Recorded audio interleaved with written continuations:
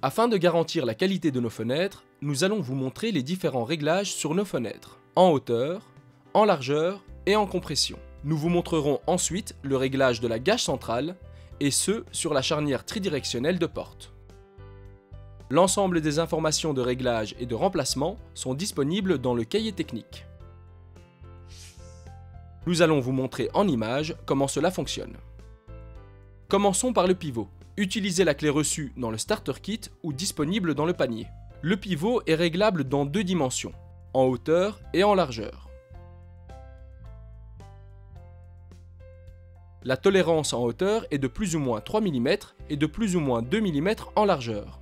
Le réglage en hauteur est simple, je monte ou je descends.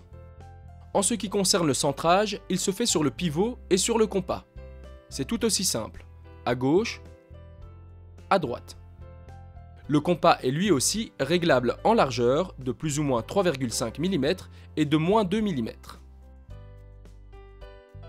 La charnière Anuba est elle aussi réglable de gauche à droite.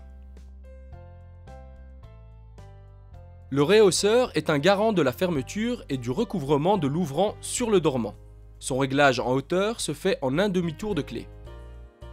Vous pouvez aussi travailler sur la gâche vis-à-vis posée sur le dormant ou sur l'ouvrant de service. Votre tolérance est de plus ou moins 3 mm. L'anti-fausse manœuvre garantit à l'utilisateur de ne pas ouvrir la fenêtre à la fois en tombant et en ouvrant. Les galets de compression se règlent eux aussi avec une clé qui se trouve dans le starter kit ou dans le panier. Le réglage en pression se fait en le faisant pivoter sur son axe. Sur les portes, il est important, afin de garantir la sécurité de fermeture, de s'assurer que la serrure de votre porte soit vraiment opérationnelle. Regardons ensemble ce qu'il est nécessaire de vérifier.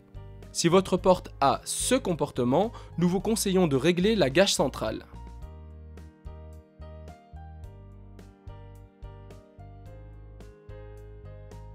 Les charnières de porte sont elles aussi tridirectionnelles. Le premier réglage est pour la hauteur. Pour le réglage du centrage de l'ouvrant. Pour régler la compression.